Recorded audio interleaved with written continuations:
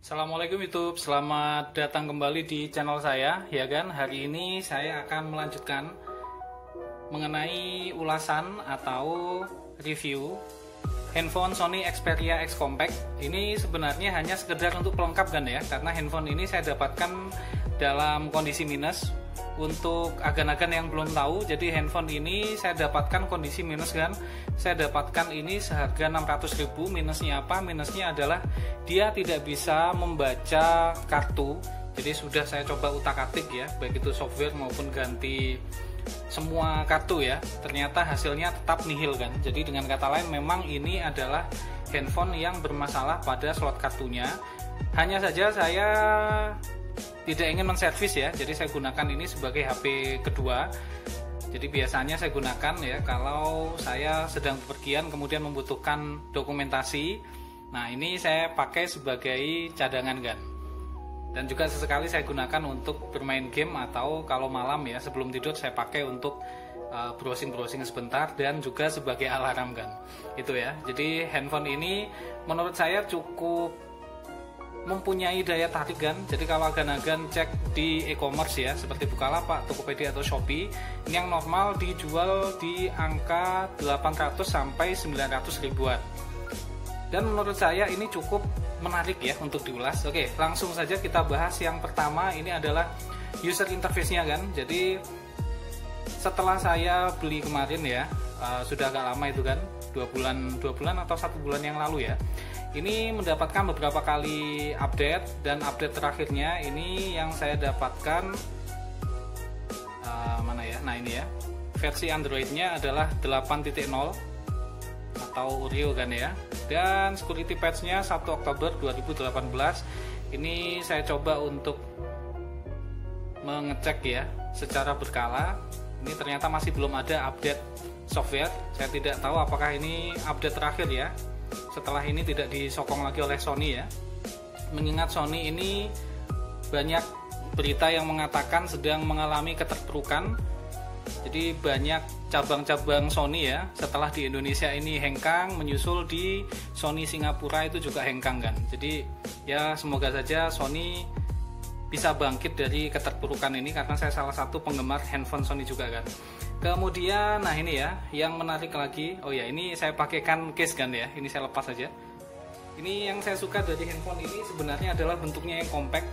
Kalau agan-agan itu termasuk suka yang menggunakan handphone yang bisa dimasukkan ke kantong ya dan bisa dioperasikan dengan satu tangan. Nah, handphone ini adalah jawabannya. Atau kalau tidak begitu, agan-agan pakai sebagai HP kedua untuk agan-agan yang punya 2 HP ya. Nah, ini compactnya seperti itu kan ya. Ukurannya kemudian pas di tangan dan nah ini bisa berdiri. Jarang sekali ada handphone yang bisa berdiri sendiri kan. Oke, kemudian kita bahas yang berikutnya adalah ini fitur fingerprintnya. Jadi fitur fingerprintnya ini agak berbeda dengan fingerprint pada umumnya. Dia di samping dan bentuknya ini harus ditekan. Jadi kalau posisi off seperti ini, kemudian agan-agan sentuh ini percuma ya, tidak akan bisa membuka kecuali agan-agan sambil sentuh dan langsung terbuka seperti seakan-akan tidak ada fitur fingerprint ya. Tapi kalau saya gunakan jari yang lain untuk menekan ini ya, nah ini ceritanya jadi lain. Jadi harus pakai pola. Oke, kemudian nah ini ya untuk kelengkapan sensor kan. Sensornya bisa dibilang cukup lengkap. Sensor tekanan ya, ini belum pernah saya masukkan ke air ya. Jadi sekalipun saya tahu handphone itu mempunyai fitur water resistant atau waterproof, saya jarang sekali mau mengetes ya. Dan mungkin belum pernah ya, karena resikonya banyak ya. Karena kadang kita tidak tahu kan, ketika kita menggunakan fitur itu kita lupa tidak menutup portnya dengan sempurna ya. Jadi saya malas lah kalau ada masalah yang seperti itu. Nah seperti ini cukup lengkap ya saya pikir ya. Bahkan sensor tekanan ada, sensor suhu tidak terlalu diperlukan juga kan ya. Nah ini kemudian berikutnya lagi adalah di CPU-Z. Ini masih menggunakan SoC yang sama digunakan pada Xiaomi Redmi S2 ya, Xiaomi Mi A1, Xiaomi Mi A2 Lite ya, yaitu menggunakan Snapdragon 650 dengan clock speednya 1,8 GHz. Ini lumayan gegas kan, kalau biasanya 1,2 ya, ini 1,8. Prosesornya mempunyai fabrikasi 28 nanometer ya. Kemudian Adreno-nya menggunakan 510, lumayan untuk game kan. Nah ini ya, dia mempunyai layar seluas 4,5 inch ya, cukup compact. Mempunyai kedalaman warna 325 dpi, available RAM-nya 2,8 GB yang bisa digunakan kan ya, dan yang tersisa 46% setelah saya install beberapa aplikasi. Internal storage-nya untuk yang versi Docomo ini 32 GB yang bisa diakses 21 GB. Kemudian yang tersisa 68%-nya atau 14 GB. Nah, skor Antutu untuk agan-agan yang bertanya berapa skor Antutunya? Skor Antutunya cukup lumayan kan. Jadi skor Antutunya ini, nah ini ya, 100 ribuan kan. Wah, luar biasa ya. Handphone 800 ribuan. Ini selain lumayan tinggi untuk skor Antutunya, dia juga termasuk adem. Hanya disayangkan baterainya ini kan. Mana ya tadi ya? Baterainya ini sayangnya dia kurang lebih hanya 7 jaman ya. Ini saya cek pakai PCMark baterai. Baterainya memang hanya 2700 mAh ya. Kalau di situsnya sih tertulis support quick charge 3.0. Nah ini saya coba berkali-kali, notifikasinya tidak keluar kan ya. Dan skor Antutu yang sebesar itu pasti banyak yang bertanya apakah support game Fortnite. Nah ini jawabannya ya, tidak support kan. Oke, kita coba yang berikutnya lagi. Tes fast chargingnya kan ya. Jadi kalau melihat dari spesifikasinya memang mendukung fast charging, hanya sayangnya ketika di charge ini tidak ada notifikasi sama sekali ya, apakah support fast charging ataukah tidak. Cuma durasi pengecasannya memang kurang lebih 2 jam sampai 2 jam setengah kan. Jadi percuma ya, entah ini apakah dikunci seperti kasusnya Mi A1 dulu ya, awalnya dikunci kemudian setelah update ke Oreo atau Nougat gitu ya, itu kemudian mendapatkan fitur fast chargingnya kan. Oke, berikutnya ini kita tes OTG, ini pakai Type C kan, kita lihat. Nah ini ya, kelihatan kan, jadi support USB OTG tentunya dengan menggunakan Type C, atau agan-agan kalau tidak punya langsung Type C ya pakai converter kan ya. Oke, berikutnya kita bahas NFC-nya. Jadi yang saya dapatkan ini sekalipun dia tidak mensupport untuk kartu ya, karena minus itu tadi kan. Oh ya, untuk PCMark baterai itu hasilnya bisa jadi berbeda kan ya, karena yang saya dapatkan ini kan tidak ada kartunya. Bisa jadi nanti mungkin kalau agan-agan pakai kartu itu SOT-nya bisa jadi lebih turun ya daripada yang saya pakai itu ya, hasil tesnya kan. Oke, kita lihat fiturnya untuk NFC.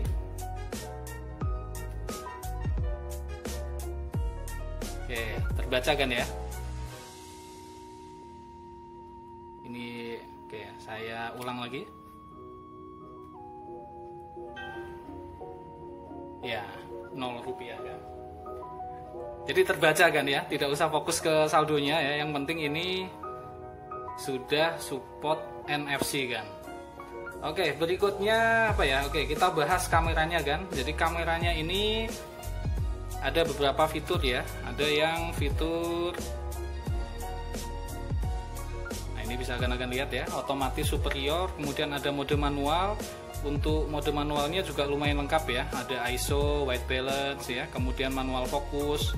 Untuk ISO-nya sampai 3200. Kemudian, nah ini ya beberapa pilihannya kan.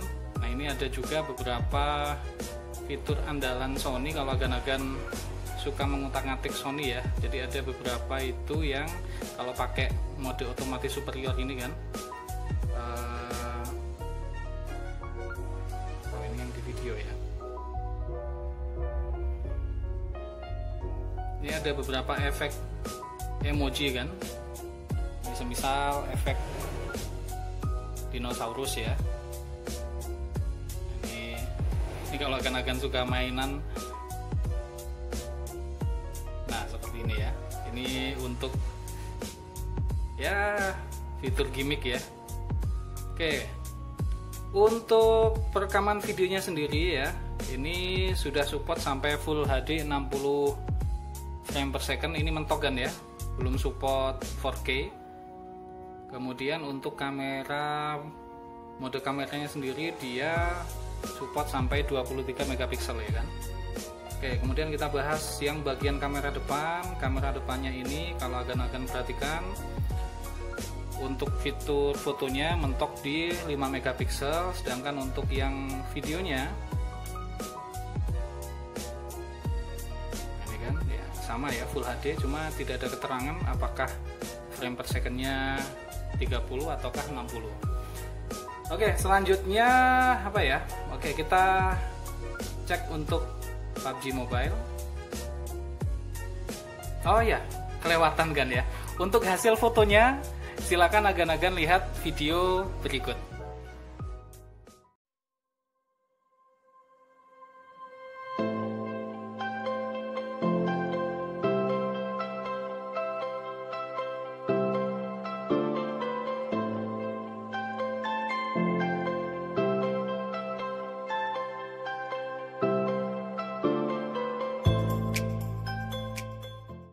Ya kan, ini adalah hasil perekaman menggunakan kamera depan Sony Xperia X Compact dengan resolusi Full HD, mentok di sini kan ya.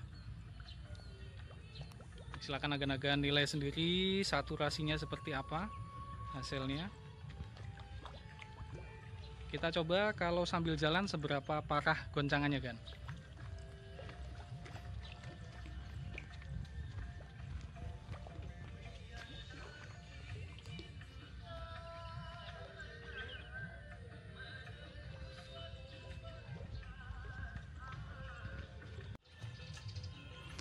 Ini adalah hasil perekaman menggunakan kamera belakang Sony Xperia X Compact. Saya set ke resolusi maksimum untuk video Full HD 60 frame per second. Ini saya ambil pada pukul 9 pagi kan. Kita lihat pada saat diarahkan ke langit hasilnya seperti ini.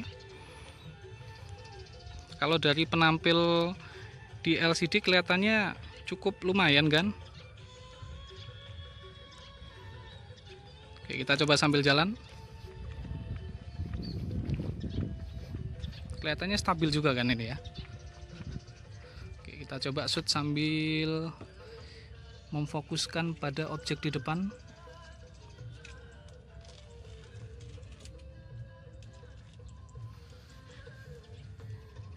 Oke, kita tes sambil jalan lagi kan.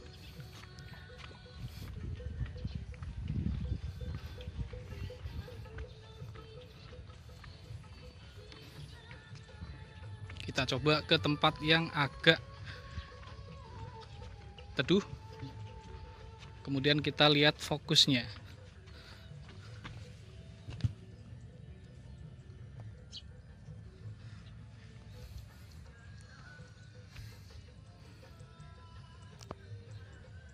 Ya, jadi lumayan kan hasilnya, cukup bagus ya. Sekalipun ya ada juga ya yang beresolusi 23 megapiksel yang hasilnya lebih bagus daripada Sony. Cuma overall ya kamera Sony seperti yang sudah agan-agan lihat ya, cukup memberikan kepuasan ya di hasilnya. Dan kameranya sendiri itu sudah ada fitur OIS. Jadi tadi bisa dilihat ya pada saat saya berjalan itu, padahal di dekat apa ya tempatnya itu apa ya, bagian bawahnya itu kan dari kayu, dan itu kalau berjalan lumayan ya tremornya, apalagi kalau handphonenya tidak ada fitur OIS ya, mungkin goncangannya sangat terlihat sekali. Jadi lumayan bisa meminimalisir ya efek goncangan akibat melewati apa ya jembatan ya yang ada di atas air itu tadi kan. Oke, kita bahas yang berikutnya, PUBG Mobile kan.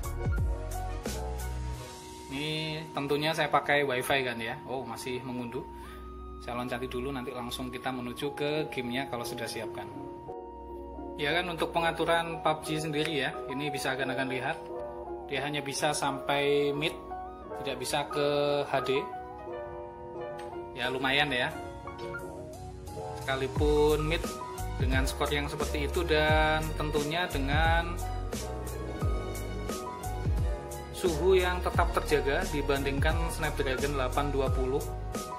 Ini agak nanggung ya kan, kecil ya, jadi feel-nya agak, kalau untuk game-game yang membutuhkan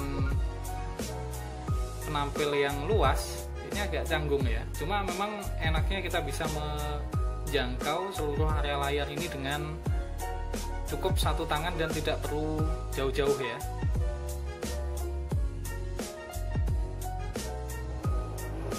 Cukup lumayan smooth. Cukup kan ya. Mohon maaf kalau untuk tes game sebenarnya saya tidak terlalu expert ya, bahkan bisa dibilang newbie. Oke, terakhir ya, kita ke kesimpulan kan. Jadi kalau menurut saya Sony Xperia Compact ini cocok untuk agan-agan yang suka handphone kecil-kecil cabai rawit ya, kecil tapi mempunyai performa maksi. Nilai jualnya yang pertama selain desainnya yang compact dan beda kan ya, juga sudah mendapat dukungan USB Type-C. Kemudian yang berikutnya lagi, kekuatan kameranya ini cukup bisa diandalkan, karena selain ada LED flash dia juga ada, ini kalau tidak salah infrared ya, 23 megapikselnya bisa diandalkan. Bahkan juga untuk perekaman ya, sudah ada fitur OIS. Menurut saya itu cukup bisa agan-agan pertimbangkan ya. Tapi saya sarankan kalau handphone semacam ini itu digunakan sebagai daily driver yang kedua, atau memang kalau agan-agan suka yang kecil mungil ya ini.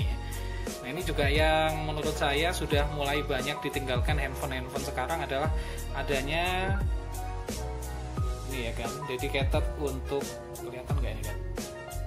Ya, dedicated untuk kamera. Kalau agan-agan tekan yang lama, nah ini langsung menuju ke fitur kameranya kan. Ini speakernya di sebelah sini kan ya, dengan yang di sini. Oke, lumayan bagus menurut saya.